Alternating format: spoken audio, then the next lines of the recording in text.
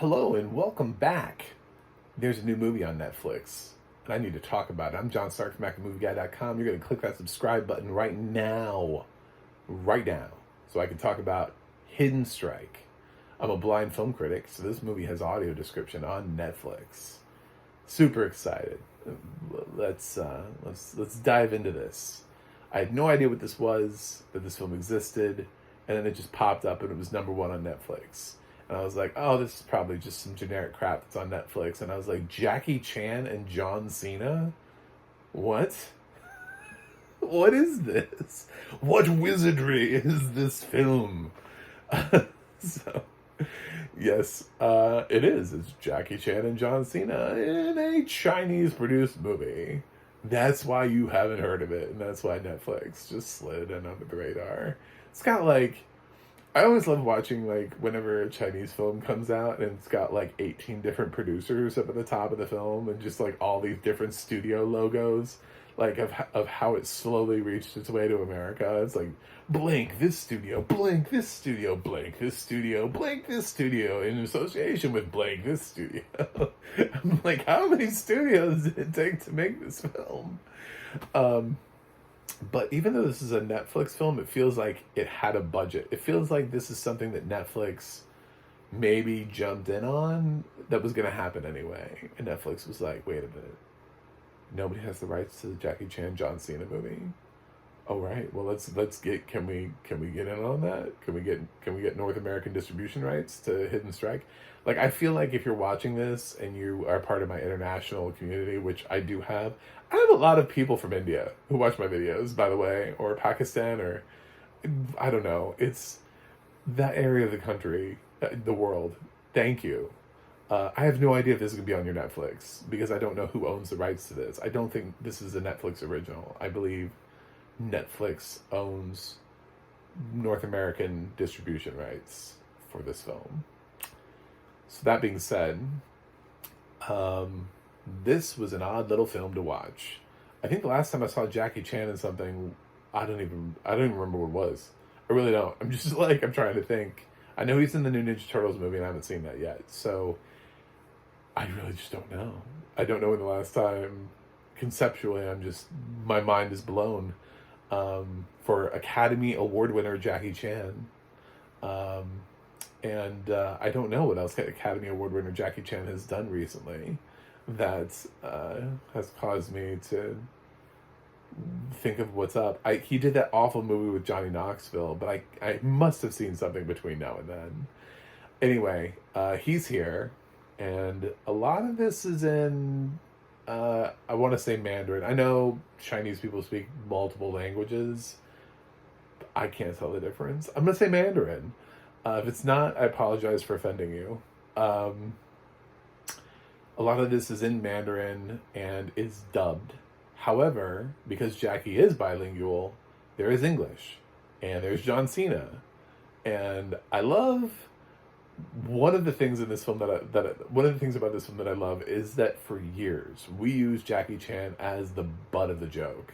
We brought him over and he was this crazy guy that did action sequences and he was the funny guy, right? He was the funny foreigner. And it was like, oh, look at the funny foreigner. He's got a weird accent. He doesn't quite speak well.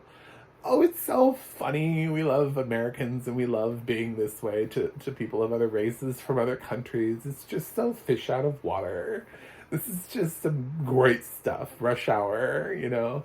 Do you understand the words that are coming out of my mouth? Like, the things Jackie Chan had to go through to get American stardom, ridiculous. But he's clearly in the driver's seat here, and he's like, listen, I'm going to show John Cena what the fuck this is like to be in a film where you have a language barrier and you're the one who's the butt of the joke. And I think that's so clever and I love it. I love the fact here, because the film, again, is largely in Mandarin and Jackie is able to communicate with all of the other Chinese actors in the film in Mandarin, that when he has to communicate with John Cena, you know, obviously he can understand John Cena. They don't go too much into that with the "I don't understand what you're saying" type of thing, uh, which is kind of a missed opportunity. But what they do is somebody taught John Cena some Mandarin, which is great. Because his Mandarin is wrong. So there are jokes in there about when he says things in Mandarin, and Jackie's like, "Oh, you speak Mandarin," and he's like, and then he says something, but it's not correct. You know what I'm saying? Like he says some like nonsensical thing, and Jackie has to correct him. And I'm like, oh my God, we've done this to Jackie Chan so many times, and now he's doing it to some random white actor in a Chinese film. This is a great moment in film history. For no other reason, if for the rest of the film is fine. Like it's just your typical action film. But I love that Jackie Chan got that moment. He was like, I've been in so many movies where somebody has made fun of my accent or the things that I've said or said that I didn't understand the thing and I said the wrong thing or whatever. I'm gonna do that to John Cena. So the fact that the fact that they did it and that John Cena was game for it, that was my favorite. He's hands down my favorite scene. Yeah, the film's filled with lots of action sequences and there's like a really sort of cool thing where these people, they kind of get attacked, but they're able to make like a man-made dust storm, which is conceptually interesting to me. The fact that they bring that in, but it's a heist movie sort of. It's just sort of people get hired to do a certain job, and the people who are trying not to be attacked or have their facility attacked or whatever, trying to defend it, and things go awry, and then Jack is sent off to try to figure out who attacked, and it teams up with John Cena, and John Cena was sort of hired to do that, but then was betrayed by other people, so he's, now he's trying to figure out who betrayed him, so then they end up becoming the unlikely duo who are trying to figure out who was at the sort of like the top of this master plan to do this whole thing. It's a loose way of describing this film. It's not one of those like plot heavy films that you haven't seen before. It's just kind of a standard action movie that is based around its stars. That's what it is. It is what it is. It's entertaining based on that. But then again, most of those films are. Is there anything really that revolutionary about the plot of Rush Hour? Like, did we rewrite the rules, or did we just put a black guy with an Asian guy and go, look at what we did. It's a culture clash. So it's not really the plot that matters. It was the fact that Chris Tucker and Jackie Chan together sold that. And so that's what they're trying to do here, is put Jackie Chan and John Cena together to sell this film. It's not perfect. I will say that it took me a minute. I should have IMDb'd this. I really should have. But I didn't realize necessarily to the extent of how much Mandarin would be used. I figured because John Cena was in it, that there would be more English. But I also didn't understand the setup. I don't watch previews. I just pick films. I didn't know what the film was going to be. And Jackie Chan is in a lot of the film with his Chinese compadres and speaking Mandarin for a while. So I did not pick up his voice because his voice was also being dubbed.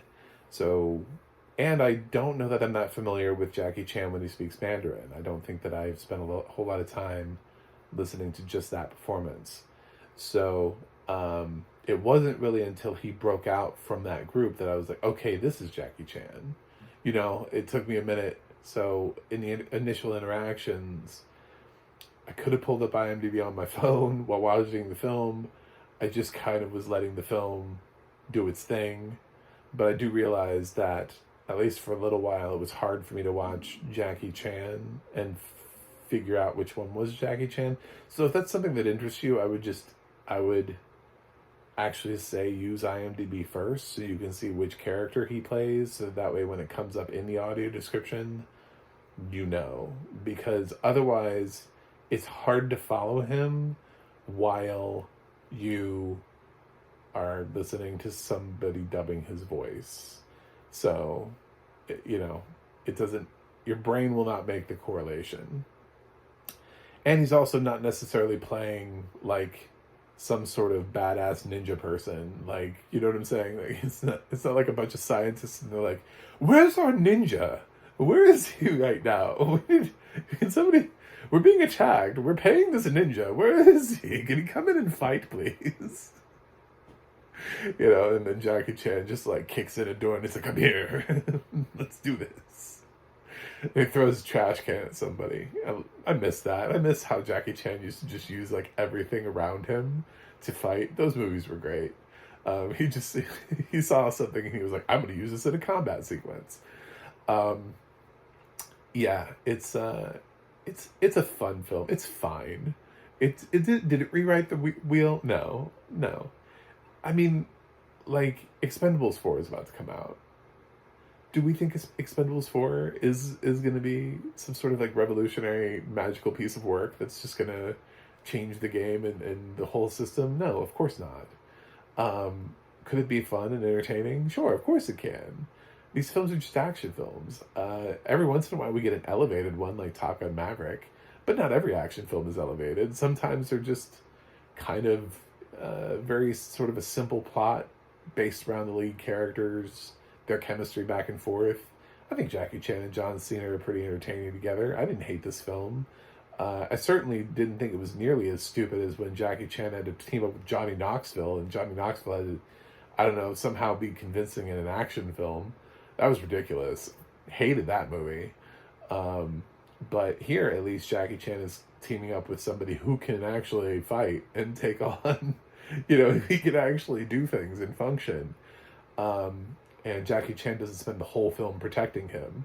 I would be talking about a totally different film if this was like Jackie Chan and Jay Baruchel. I don't think I would have liked that film. I would have gotten all the same jokes, but then I would have felt like, is Jackie Chan just going to protect Jay Baruchel? I don't know what this film is anymore. Yeah, or God forbid any of the other hot talents right now. Like, what are we doing? We're putting Aquafina and everything. Jackie Chan and Aquafina in a film like this. Oh my Jesus. Jackie Chan and I don't know, Tiffany Haddish. Oh, Jesus. There's so many combinations that could have happened that I actually think the Chan and Cena combination worked. So it may seem like this random little thing that's on Netflix, but I really think this had a full production budget. I don't think this is some shitty little thing that Netflix just farted out. I think this is something somebody else made and they acquired it. I think this probably did some money at the Chinese box office, and then Netflix was like, well, we could take this. I don't know why they felt like John Cena needed to star in a film for Chinese audiences, but hey, he did.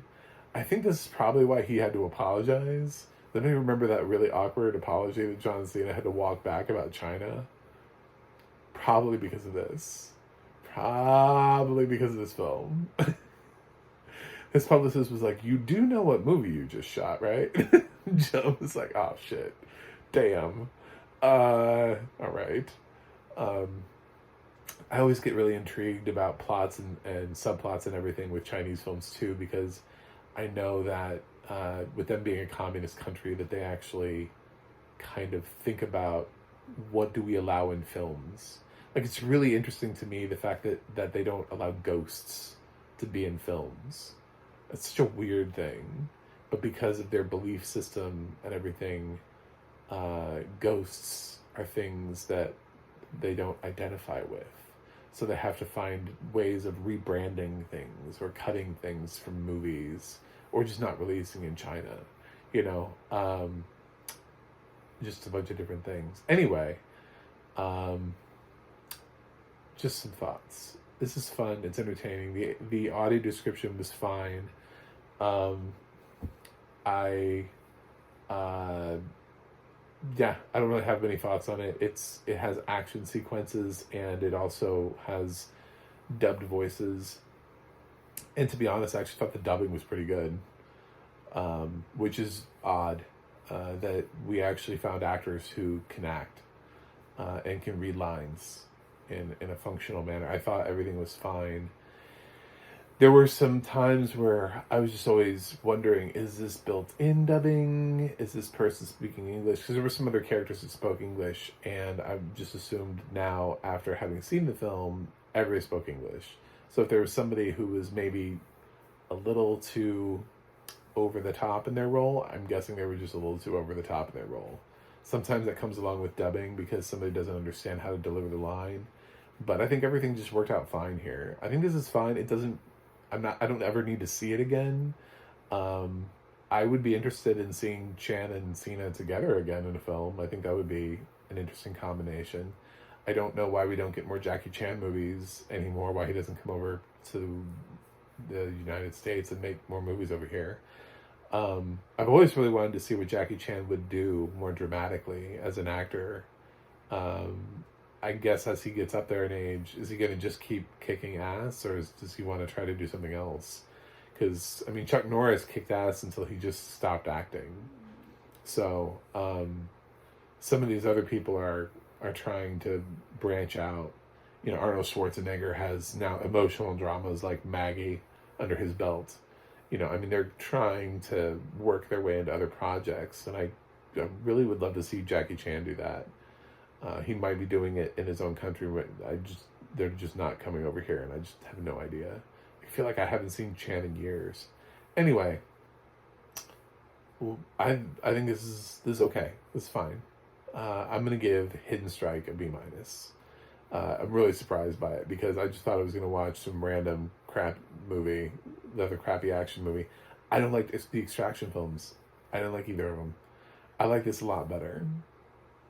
And this has a lot of action, and it has chemistry between two people, and it was creative. It's weird.